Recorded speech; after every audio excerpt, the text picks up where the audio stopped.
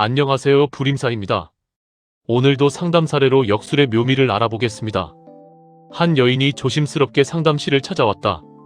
그녀는 지인의 소개로 한 남자를 알게 되었는데 주변에서는 성실하고 추진력 있는 사람이라며 괜찮은 인연이라고 이야기하고 있었다고 했다. 그러나 그녀는 이상하게도 마음 한구석이 불안하였고 직접 만나본 뒤에도 설명하기 어려운 압박감과 답답함이 느껴졌다고 말했다. 그러면서 그 남자의 사주를 조심스럽게 내밀며 이 사람 어떠냐고 물었다. 사주는 을사년 이모월 무술일 무오시의 명식이었다. 사주를 펼쳐본 순간 가장 먼저 느껴진 것은 강렬한 화기와 메마른 토기의 압박감이었다. 지지 전체가 사화 오화 오화술토로 이어지며 마치 한여름의 불길이 끝없이 타오르는 형상처럼 보였다. 사주 전체가 지나치게 뜨겁고 건조하였다. 나는 잠시 명식을 바라보다가 결국 이 남자는 안 된다고 이야기하였다. 여자가 이 남자를 만나게 되면 심리적으로 견디기 힘들 가능성이 크고 생활 전체가 점점 메말라갈 수 있다고 보았기 때문이다. 이 명식은 일반적인 신강사주의 수준을 넘어서는 구조였다. 일간은 무토인데 5월이라는 가장 화기가 왕한 계절에 태어났고 지지의 4, 5의 화기가 연속으로 배치되어 있다. 사화와 두 개의 오화는 화기의 절정을 이루고 있으며 술토 또한 화기를 받아 극도로 조열해진 상태였다. 결국 이 명식은 화왕생토의 구조를 넘어 화염토조의 상태에 가까운 명식으로 볼 수 있었다. 사람 자체의 기세와 에너지는 매우 강하지만 그 강함이 지나쳐 균형을 잃고 있는 구조였다. 이런 명식은 대체로 추진력과 자기 확신이 매우 강하게 나타난다. 실제로 이런 사람들은 초반 인상이 강렬하고 카리스마 있게 보이는 경우가 많다. 말에 힘이 있고 자기 주장이 강하며 자신이 옳다고 생각하는 방향으로 끝까지 밀고 가려는 성향을 가진다.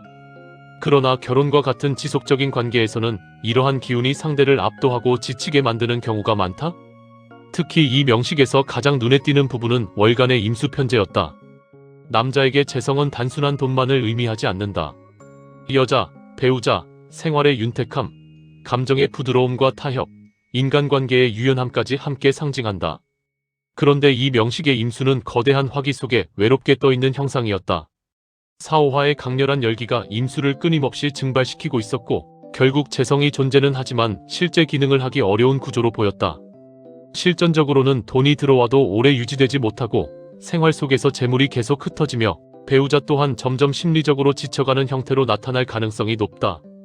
그래서 나는 이 여인에게 이 사주는 돈이 말라비틀어지는 사주라고 이야기하였다. 이는 단순히 가난하다는 뜻이 아니라 생활 전체의 윤택함과 여유가 점점 메말라가는 흐름을 의미하였다. 성정 또한 매우 강렬하게 드러나는 구조였다. 무술일주는 본래 괴강의 기운을 품고 있는 일주이다. 괴강은 사람 자체의 기세가 강하고 자기 고집과 자존심이 매우 강하게 나타나는 특징을 가진다. 그런데 여기에 사오화의 염상이 더해지면서 사람의 성정은 더욱 뜨겁고 극단적으로 강화되었다. 실제로 이런 구조에서는 자기 중심성이 강하고 한번 화가 나면 쉽게 가라앉지 않으며 자신의 방식과 논리를 상대에게 강요하는 형태로 나타나는 경우가 많다.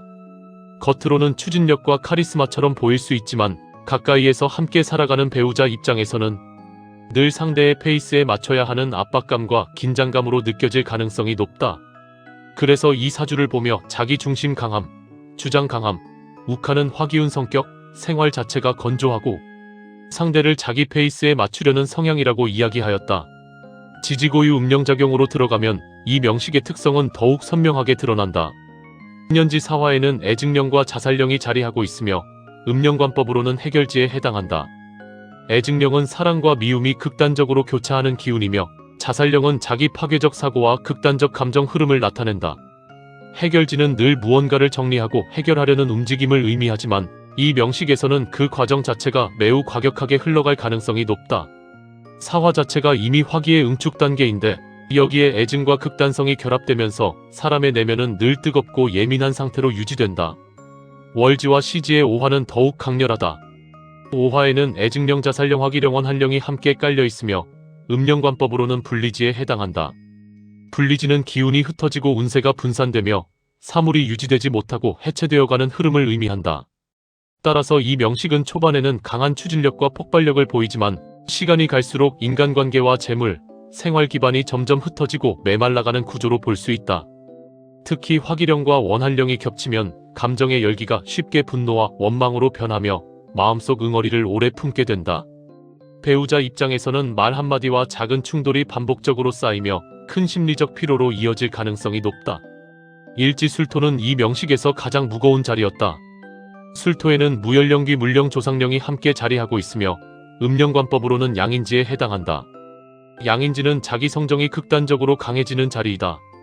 과격성과 자기 주장, 고집과 극단성이 강하게 드러나는 위치인데 그것이 일지에 자리하면 사람의 본체와 배우자궁 자체에 직접 영향을 미치게 된다. 그래서 이 사람은 성정이 불같고 쉽게 꺾이지 않으며 때로는 무섭고 괴팍하다는 인상을 줄 수 있다. 귀물령은 예민성과 집착, 내면의 꼬임을 강화하며 무연령은 인간관계에서 정서적 거리감과 단절감을 만들기 쉽다. 조상령까지 함께 깔려 있으므로 집안 대대로 이어져 내려오는 강한 업습과 기운 또한 깊게 작용하는 구조로 볼 수 있었다. 또한 연지 사화와 일지 술토는 사술원진과 귀문의 기운을 동시에 형성하고 있었다. 사술원진은 사람의 내면을 비틀고 감정을 꼬이게 만드는 작용이 강하다.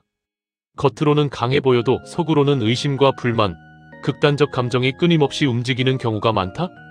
여기에 괴강살까지 겹치니 사람 자체의 기세가 너무 강하여 일반적인 부부 생활의 균형을 유지하기 어려운 구조로 보였다.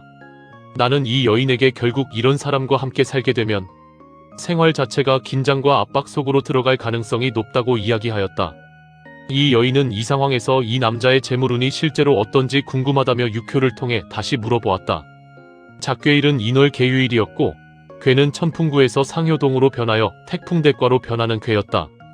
재물운을 묻는 괴이므로 처제를 용신으로 삼아야 했는데 괴를 보는 순간 가장 먼저 눈에 들어온 것은 괴 안에 처제효가 드러나지 않는다는 사실이었다. 재성이 보이지 않는다는 것은 돈의 실체가 약하거나 재물의 흐름이 불안정하며 생활 속 재정 구조가 투명하지 못하다는 의미로 해석되는 경우가 많다. 본괴인 천풍구는 겉으로는 강한 만남과 인연, 접근을 의미하지만 실전에서는 잘못된 인연이나 한순간의 유혹으로도 많이 나타난다. 특히 남녀 문제에서는 처음에는 강렬하게 끌리지만 시간이 지나면서 문제가 드러나는 경우가 많다? 그런데 이 괴가 택풍대과로 변했다는 것은 이미 기운의 균형이 무너졌다는 의미야. 대과괴는 들보가 휘어져 집이 무너지기 직전의 형상을 상징한다. 겉으로는 버티고 있으나 실제로는 과중한 부담과 무리함이 누적되어 있는 상태를 뜻한다. 따라서 이 남자의 재물운 역시 겉은 유지되는 듯 보이나 실제 속은 이미 기울어져 있는 구조로 판단되었다. 세효는 축토 부모 현무다. 세효는 자기 자신인데 부모효가 자리했다는 것은 책임과 생활의 부담, 문서 문제와 현실의 짐을 의미한다. 현무까지 붙어 있으므로 숨은 문제와 답답함, 음습한 생활 구조가 강하게 드러난다. 더구나 축토는 휴수 상태라 메마른 기운이 강하였다. 재물운을 묻는 괴에서 세효가 부모효라는 것은 돈을 벌어도 결국 생활의 부담과 책임 속으로 소모되는 형상으로 자주 나타난다. 이효 자손 해수는 청룡이 붙어 있어 겉으로는 사람 좋아 보이고 생활력이 있는 듯 보이지만 공망이라는 점이 치명적이었다. 자손은 원래 관귀를 제압하고 재물을 생조하는 역할을 하는데 공망되면 그 기능이 허상처럼 비어버린다. 특히 이 자손요 아래에 재성이 음복되어 있다는 점은 돈이 드러나지 못하고 계속 숨어있거나 새어나가는 구조를 의미한다. 인월과 인해합의 작용으로 순간적으로 인간관계 속에서 돈이 움직이는 듯 보일 수는 있으나 결국 실속이 부족한 흐름으로 귀결될 가능성이 높다. 3효 유금 형제 주작과 5효 신금 형제 등사는 모두 재물운에서 좋지 않은 신호다. 형제효는 재물을 극하는 존재인데 그것이 반복적으로 등장한다는 것은 돈보다 경쟁과 소비, 인간관계 지출이 강해진다는 의미야. 주작은 허세와 말로 인한 소비를 의미하고 등사는 허상과 계산착오, 겉만 번듯한 구조를 뜻한다. 실전에서는 체면과 인간관계 속에서 돈이 계속 새어나가는 형태로 많이 나타난다. 사효 응효 오화 관귀 구지는 사회적 현실과 압박을 의미한다.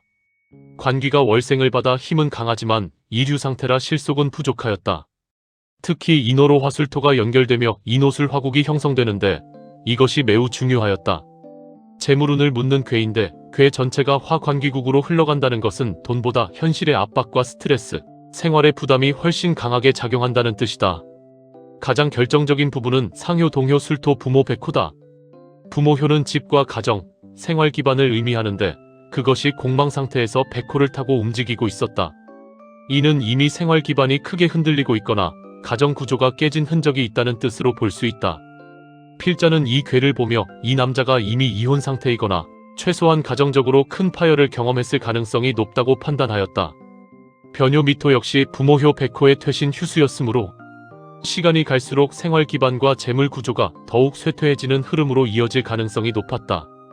더구나 세효 축토, 동효 술토, 변효 미토가 축술미 삼형사를 이루고 있었다. 삼형은 외부 충돌보다 내부 붕괴를 의미한다. 자기 내부 구조에서 균열이 발생하고 생활과 인간관계, 재물 구조가 스스로 무너져가는 형상이다. 재물운에서 삼형이 강하게 나타나면 돈 문제로 인해 가정과 인간관계까지 함께 파열되는 경우가 많다? 결국 사주와 육효를 함께 종합해보면 이 남자는 겉으로는 강한 추진력과 기세를 가진 사람처럼 보이지만 실제로는 지나친 화기와 조열한 기운 속에서 재성과 생활 기반이 점점 메말라가는 구조를 가진 인물로 보였다. 처음에는 남자답고 카리스마 있게 느껴질 수 있으나 가까이에서 함께 살아가는 배우자 입장에서는 심리적으로 지치고 생활 전체가 건조해질 가능성이 매우 높았다. 나는 한참 동안 괴와 사주를 다시 바라보았다. 강한 화기 속에서 메말라가는 재성, 점점 균형을 잃어가는 삶의 구조, 그리고 사람의 기운 속에 스며있는 거칠고 건조한 압박감이 마음에 오래 남았다. 겉으로는 강하고 남자다워 보일 수 있으나 함께 살아가는 사람의 마음까지 편안하게 품어줄 수 있는 사주는 아니라는 생각이 들었다. 그래서 필자는 상담자에게 진실되게 이야기하였다. 이 남자를 만나면 처음에는 의지가 되고 든든해 보일 수도 있습니다. 그러나 시간이 흐를수록 당신 마음이 점점 지치고 메말라갈 가능성이 큽니다. 생활 또한 편안함보다는 답답함과 긴장 속으로 들어갈 수 있습니다. 사람의 인연이라는 것이 단순히 좋아 보인다고 해서 다 좋은 것은 아닙니다. 함께 살아가며 서로의 숨을 편안하게 해주는 인연이어야 오래 갈 수 있습니다. 그러니 내 말을 가볍게 넘기지 말고 꼭 명심하시기 바랍니다. 상담자는 한동안 말없이 고개를 숙인 채 사주 종이를 바라보고 있었다. 그리고 조용히 종이를 접어 가방 속에 넣었다. 상담실 안에는 잠시 정막이 흘렀고 나는 그 침묵 속에서 사람의 인연이라는 것이 결국 서로의 삶을 살리고 따뜻하게 만들어주는 방향으로 흘러가야 한다는 생각을 다시 한번 하게 되었다. 지금까지 불임사에서 말씀드렸습니다. 불임사.